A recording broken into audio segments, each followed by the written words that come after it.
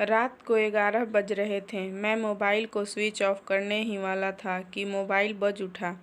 मैं प्रतिदिन सोने से पहले मोबाइल ऑफ कर देता था।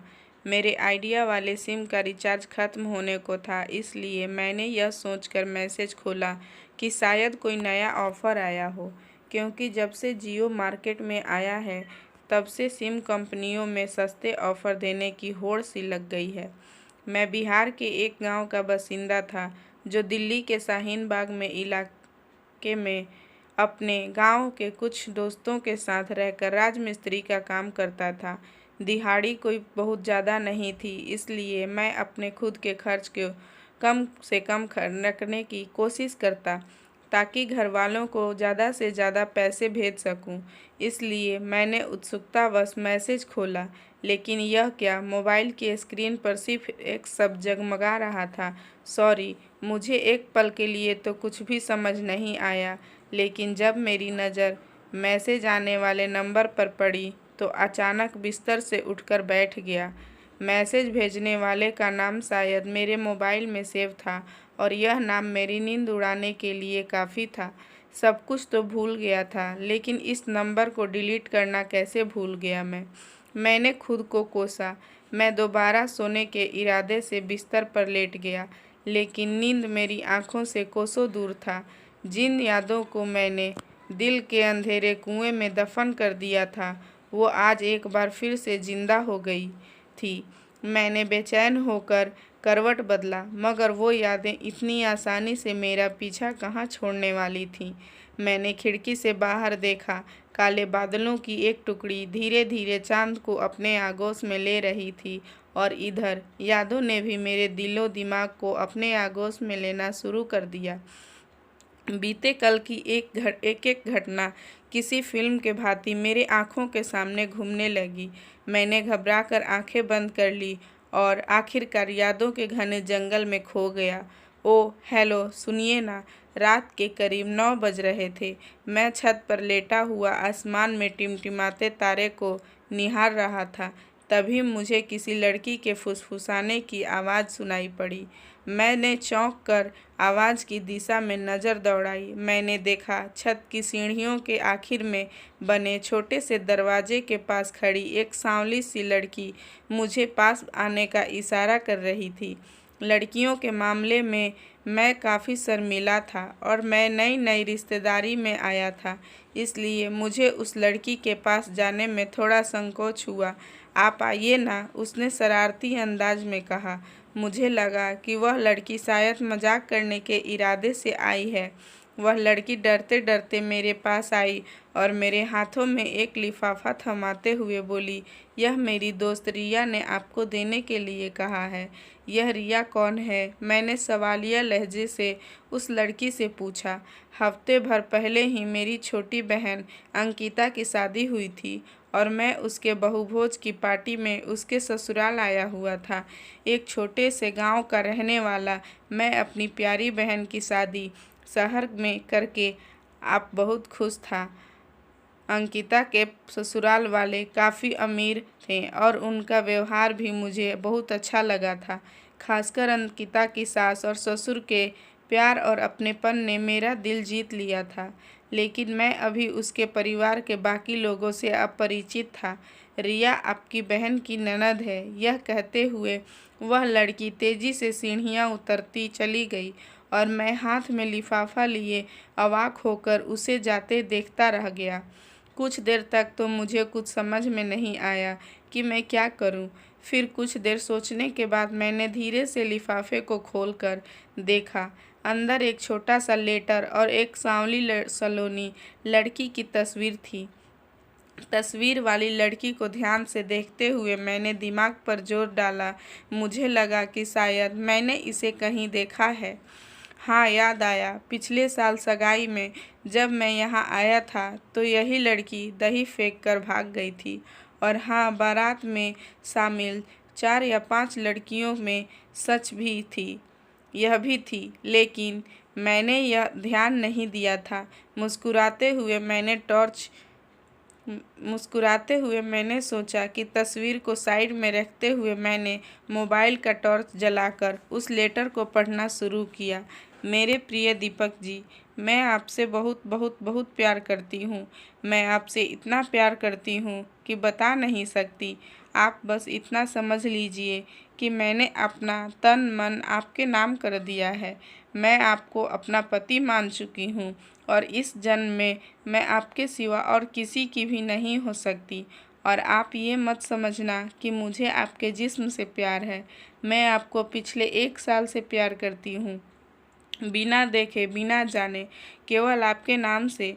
जानते हैं कैसे? 1 साल पहले जब हमारे घर के लोग आपकी बहन को देखकर आए थे, तभी से हमारे घर के सभी लोग आपकी ही तारीफ करते थे। सब कहते थे कि लड़की का भाई बहुत सुंदर है, बहुत अच्छा है। मेरी नानी तो कहती हैं कि उसी लड़के से रिया की शादी होगी। उनकी बात सुनकर मैं सोचती थी कि कैसा लड़का है कि सभी लोग हमेशा उसकी ही तारीफ करते हैं। इस तरह धीरे धीरे मुझे आपसे प्यार हो गया। पिछले 1 साल से मैंने हर पल इंतज़ार किया है कि कब ये शादी होगी और कब आपको देखूंगी। मैं अब आपको देखने के बाद ऐसा लगता है कि एक पल भी आपके बिना नहीं जी सकूंगी। दीपक जी, पता नहीं आप मेरी बात पर विश्वास करेंगे या नहीं, लेकिन एक बात पर विश्वास ज़रूर कीजिएगा कि अगर आपने मेरा प्यार स्वीकार नहीं किया तो मैं जहर खाकर अपनी जान दे दूंगी। अब फैसला आपके हाथ में है। आपकी रिया। लेटर को पढ़ने के बाद मैं सोच में पड़ गया कि मैं क्या करूं और क्या ना करूं, क्योंकि एक तरफ लड़की के सच्चे प्रेम और विश्वास के टूटने का डर था, तो दूसरी तरफ अपनी बहन के शादीशुदा जिंदगी में जहर घुलने का डर था। भैया अभी यहाँ क्यों बैठे हैं? चलिए ना सोने। वह मेरी बहन अंकिता की आवाज़ थी।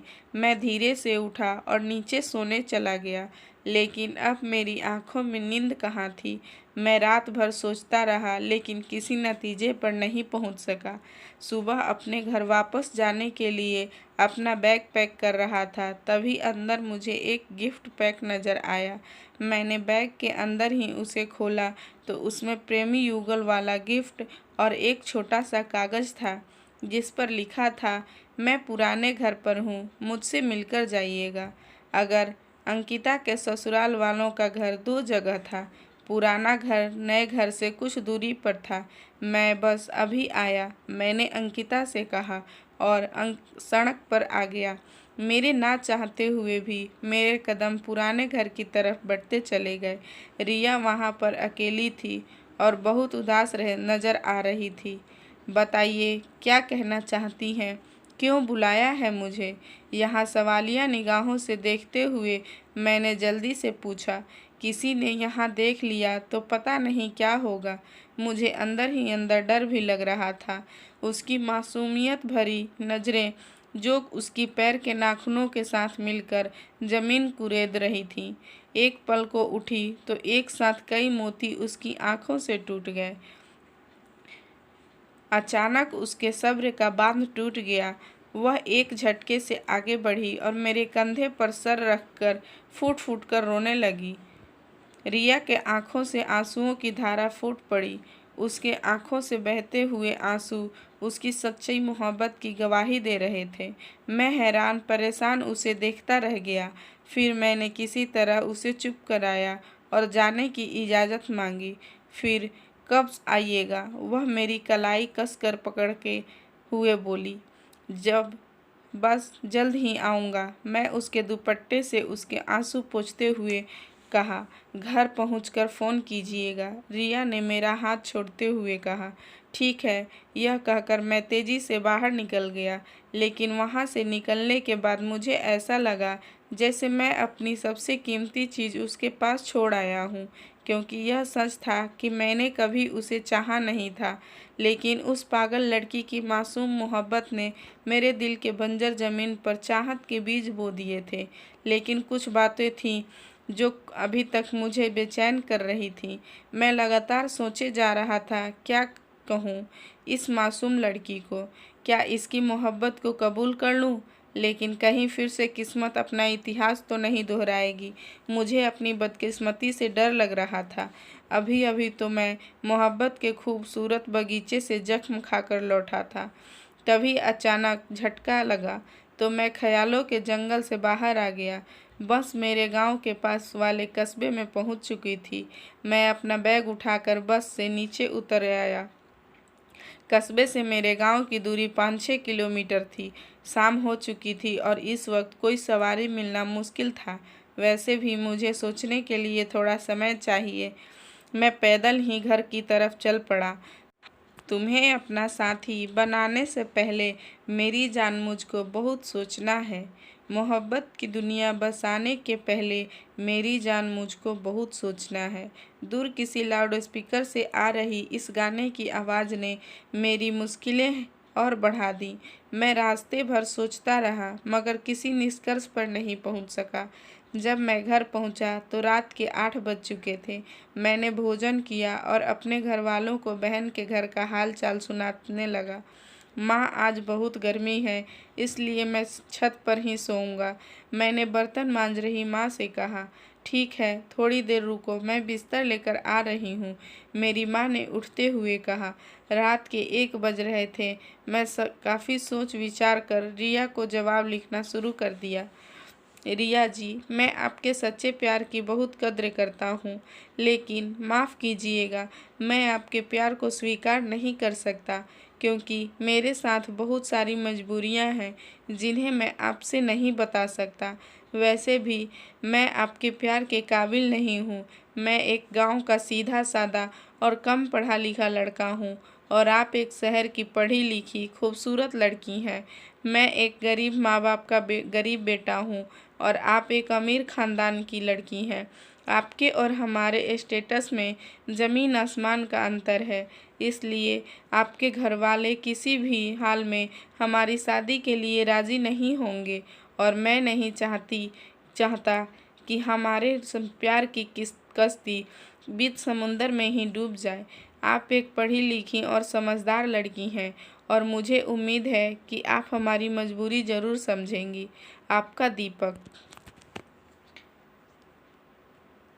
पत्र लिखकर मैंने तकिए के नीचे दबाया और सोने के इरादे से आंखें मूंद ली।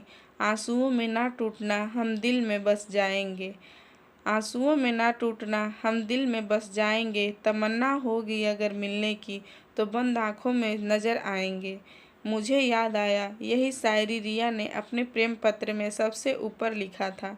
मेरी आंखों के सामने रिया का आंसुओं से भीगा हुआ चेहरा झलकने लगा।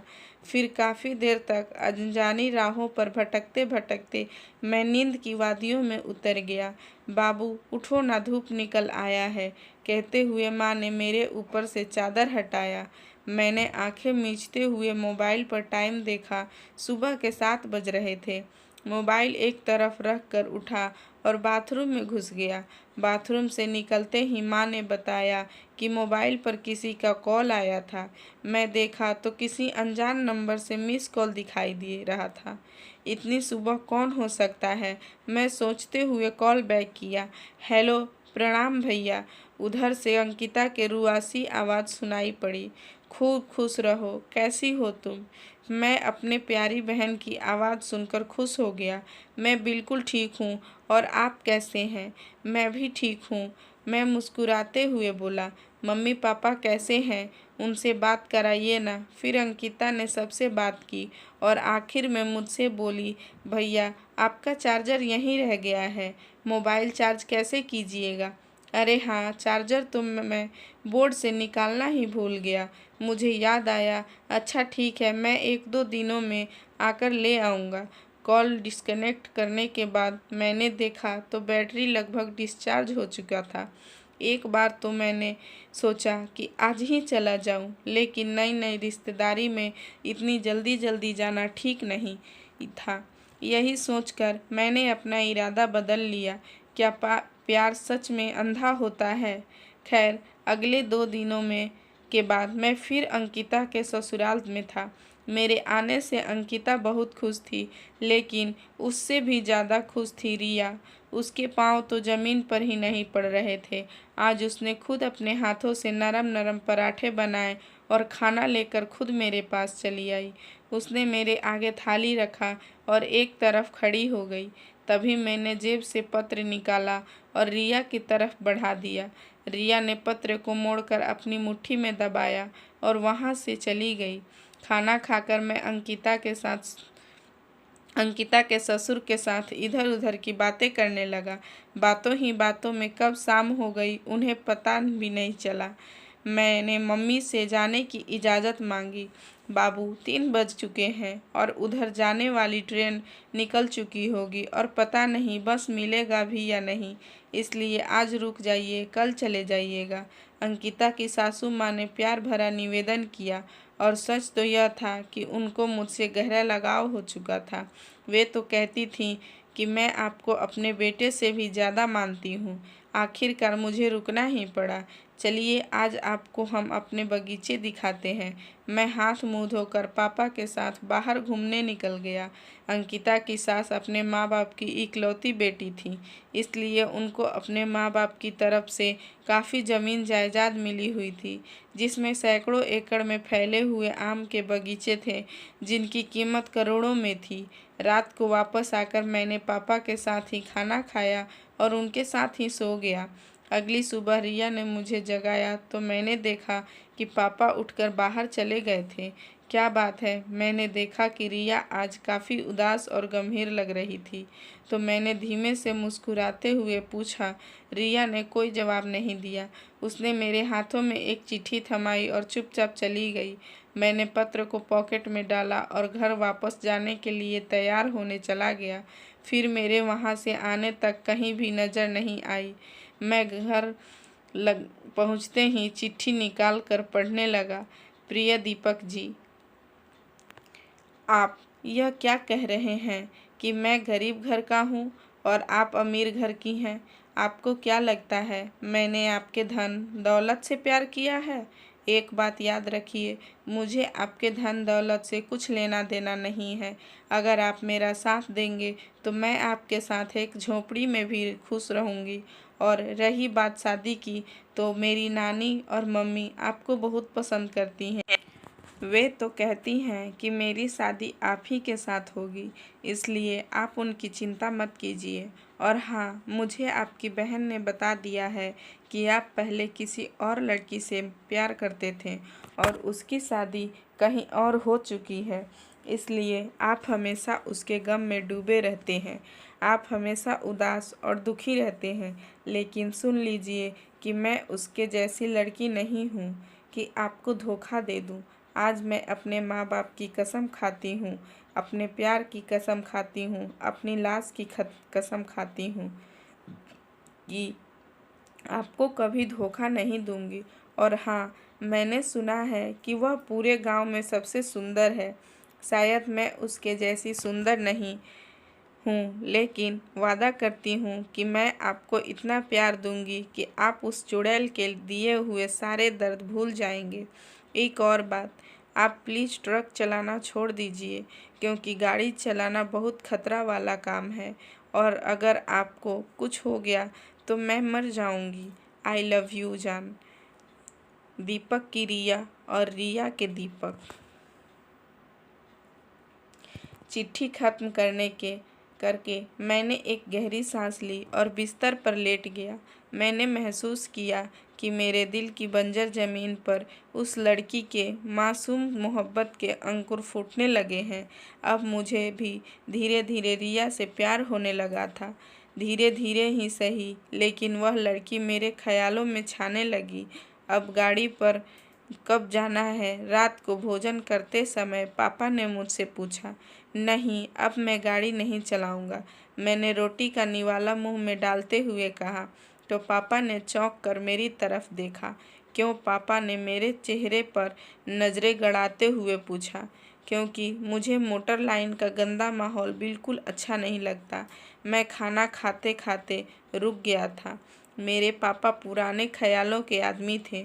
उन्हें किसी ने बता दिया था कि ड्राइवरी का काम बहुत आराम वाला काम है और कमाई भी बहुत है, इसलिए उन्होंने मेरी काफ़ी विरोध करने के बावजूद भी ड्राइविंग सीखने के लिए ट्रक पर भेज दिया। मैंने काफ़ी मिन्नतें की, यह ड्राइविंग वाला काम मुझे नहीं है पसंद, मैं कोई दूसरा काम ढूंढ लूँगा। लेकिन मेरे पापा ने मेरी एक न सुनी। आखिर 3 साल तक ट्रक पर रहने के बाद अब मैं एक काफ़ी अच्छा ड्राइवर बन गया था। हालांकि यह काम मुझे आज भी पसंद नहीं था। न खाने का ठिकाना, न सोने का ठिकाना, और ऊपर से एक जगह बैठे बैठे मेरे कसरती बदन में जंग लगता महसूस होता था। मोटर लाइन के गंदे और अश्लील माहौल से मैं बहुत नफरत करता था। ठीक है, अब तुम्हारी मर्जी। मेरे पापा मेरे फैसले से नाराज़ लग रहे थे। मैं अब जल्द ही कहीं न कहीं सेटल होना चाहता था, इसलिए मैंने जॉब के लिए अपने हाथ पैर मारने शुरू कर दिए। इसी क्रम में मैं एक दिन स्टेशन पर खड़ा पटना जाने वाली ट्रेन का इंतज़ार कर रहा था। तभी मेरे मोबाइल पर कॉल आया। नमस्ते, कैसे हैं आप? मैंने कॉल रिसीव किया तो उधर से रिया की मधुर आवाज़ सुनाई पड़ी। हाँ, मैं बिल्कुल ठीक हूँ। आप बताइए, आप कैसी हैं? घर आइए ना मेरे। मन बिल्कुल नहीं लग रहा है। मुझे उसकी आवाज़ में उदासी महसूस हुई। अभी कुछ दिन पहले तो आया हूँ, फिर कैसे आ जाऊँ? नई नई रिश्तेदारी है, आपके घर के लोग क्या सोचेंगे? मैंने समझाने की कोशिश की। नहीं, मुझे कुछ नहीं पता। आपको देखने को दिल कर रहा है। मुझे आपसे मिलना है। रिया जिद पर अड़ गई। बार बार आपके घर नहीं आ सकता। आप मेरी मजबूरी समझने की कोशिश कीजिए। मैंने प्यार से उसे मनाने की कोशिश की। तो फिर कल हमारे कॉलेज आ जाइए। अच्छा ठीक है, मैं देखता हूँ। मैंने अब हार मान ली थी। मैंने उसके कॉलेज का पता पूछा और बाकी घर वालों का हाल समाचार पूछने के बाद फ़ोन रख दिया। अगले दिन मैंने ट्रेन पकड़ी और उसके शहर पहुँच गया। काफ़ी खोजबीन करने के बाद वह गर्ल्स कॉलेज मिल गया। मैं गर्ल्स कॉलेज गेट के बाहर बैठकर लंच होने का इंतज़ार करने लगा। करीब आधे घंटे तक इंतज़ार करने के बाद आज का लंच टाइम हुआ और लड़कियां बाहर आने लगीं। गेट से बाहर निकलते ही रिया ने इधर उधर नज़र दौड़ाई तो दूर खड़ा मैं उसे दिख गया। उसने मुझे इशारे से अपने पीछे आने को कहा। थोड़ी दूर चलने के बाद एक गली में रिया और अपने दोस्त के साथ रुक गई। उस गली में कभी कभार लोग भी आ जा रहे थे, इसलिए मुझे अनजान शहर में थोड़ा थोड़ा डर भी लग रहा था। रिया को भी वहाँ अच्छा नहीं लग रहा था, इसलिए उसने 2 मिनट हाल चाल पूछा और घर चलने के लिए कहा, लेकिन मैंने मना कर दिया। फिर रिया ने अपने दिल का हाल जो उसने चिट्ठी में उतारा था मुझे दे दिया और चली गई। मैं भी वहाँ से अपने घर वापस चला आया। धीरे धीरे प्यार का यह सिलसिला चल पड़ा। मैं एक अंतराल पर उसके कॉलेज मिलने जाने लगा। अब तो रिया की सहेलियां मुझे जीजा जी कहने लगी थीं। रिया के पास मोबाइल नहीं था, फिर भी वह पीसीओ से प्रतिदिन दिन में 3 बार फ़ोन करती। सुबह स्कूल जाते वक्त, दोपहर में लंच टाइम में और शाम को स्कूल से निकलने के बाद। एक दिन मैंने मजाक मजाक में पूछ ही लिया कि फ़ोन करने के लिए उसके पास इतने पैसे कहाँ से आते हैं। रिया ने बताया कि लंच टाइम में नाश्ता करने के लिए उसे जो पैसे मिलते हैं उसी पैसे से वह फ़ोन करती है। फिर नाश्ता कैसे करती हो? मुझे उस पर बहुत प्यार आया। नाश्ता नहीं करती, इस तरह भूखे पेट रहने से तो आपकी तबीयत खराब हो जाएगी। मैंने चिंतित स्वर में नाराज़ होते हुए बोला, आपसे बात करती हूँ ना तो मेरा भूख खत्म हो जाता है। रिया रोमांटिक होते हुए बोली, लेकिन मैं बहुत परवाह करता था। अब मैं जब भी जाता उसके लिए मिठाई, समोसे इत्यादि लेते जाता। हालांकि रिया मुझे बार बार मना करती कि इतने पैसे मत खर्च किया कीजिए। खैर, इस तरह धीरे धीरे हमारा प्यार बढ़ता ही चला गया। हम दोनों जब भी मिलते एक दूसरे को चिट्ठियों के रूप में अपने दिल का हाल ज़रूर बताते। हमने एक दूसरे को इतने पत्र लिखे कि हमारे पास पत्रों का एक लाइब्रेरी बन गई। मैं कभी कभार अंकिता के घर भी चला जाता। हम सबके सो जाने के बाद रात को किचन में मिलते और एक दूसरे के गले में बाहें डालकर जी भर के बातें करते और साथ जीने मरने की कस्में खाते। शायद हमें इस बात का जरा अनुमान भी नहीं था कि हमारे जीवन में एक तूफान आने वाला है जो हमारे सारे सपनों को तहस नहस कर देगा। प्यार की एक अलग दुनिया में खोए हम प्रेमियों को शायद पता नहीं था कि हमारी प्रेम कहानी एक दर्द भरी दास्तां बन जाएगी। हालांकि हमने कभी भी प्यार के उस दायरे को पार नहीं किया था जिसे समाज बुरी नज़र से देखता है। हमने अभी तक शारीरिक संबंध नहीं बनाए थे। मैं खुले दिल वाला लड़का था, इसलिए मैंने अपनी माँ और बहनों से अपने रिया के बारे में बता दिया था, लेकिन रिया ने अपने प्यार की बात अपने घर वालों से छुपा रखी थी। मैंने कई बार कहा कि वह अपने घर वालों को सब कुछ बता दे, क्योंकि मुझे रिया के माँ बाप भी बहुत प्यारे थे। मैं उनसे रुसवाई नहीं चाहता था, लेकिन वह शायद उनसे अपने प्यार की बात कहने में डरती थी। वह मुझसे कहती कि मैं अपने पापा को हमारे रिश्ते की बात करने के लिए उसके घर भेजूं। चूँकि मैं अभी तक बेरोजगार था, इसलिए पहले मैं अपने पैरों पर खड़ा होना चाहता था ताकि मैं रिया को खुश रख सकूं। इसके लिए मैं काफ़ी प्रयास भी कर रहा था। मेरे कुछ दोस्त काठमांडू में फलों का कारोबार करते थे। उन्होंने मुझे भी अपने पास बुला लिया। मैं वहीं उनके साथ रहकर फल बेचने का काम करने लगा। मेरे बाहर आ जाते ही हमारा मिलना और बात करना बंद हो गया और हम दोनों प्यार में जुदाई में तड़पने लगे। रिया के पास मोबाइल नहीं था और काठमांडू चूँकि विदेश था, इसलिए वहाँ इंडिया की सिम काम नहीं करती थी। जब हमारे लिए हमारी चिट्ठियाँ ही जीने का सहारा थी, मैं रिया की दी गई चिट्ठियों को हमेशा अपने बैग में संभाल कर रखता था और उसे पढ़ रिया को याद करता। हालांकि एक दो बार मैंने अपने दोस्त के मोबाइल से रिया की एक दोस्त के मोबाइल पर उससे बात की थी। अभी मुझे यहाँ आए हुए करीब 1 महीने ही हुए थे। एक दिन सुबह मैं अपने दोस्तों के साथ खाना बना रहा था, तभी मेरे दोस्त के मोबाइल पर रिया का कॉल आया। मैंने कॉल रिसीव किया तो रिया की आवाज़ सुनाई थी। वह रो रही थी। क्या हुआ, क्यों रो रही हो? रिया की रोने की आवाज़ सुनकर मेरा कलेजा बैठने लगा। आप जल्दी से जल्दी घर चले आइए, यहाँ बहुत प्रॉब्लम हो गई है। रिया क्यों रो रही थी? उसके साथ ऐसा क्या हुआ था? क्या उन दोनों की प्रेम कहानी पूरी होगी या अधूरी ही रह जाएगी? तो फ्रेंड्स, इस कहानी को पूरा देखने के लिए मेरे चैनल को सब्सक्राइब कीजिए और अगर आपको मेरी ये वीडियो थोड़ी सी भी अच्छी लगी हो तो प्लीज़ एक लाइक करिएगा और मेरे चैनल को सब्सक्राइब करिए। आगे की कहानी बहुत इंटरेस्टिंग है। तो फ्रेंड्स, आपको मेरी ये वीडियो देखने के लिए थैंक यू। तब तक मिलते हैं आपसे नई वीडियो के साथ।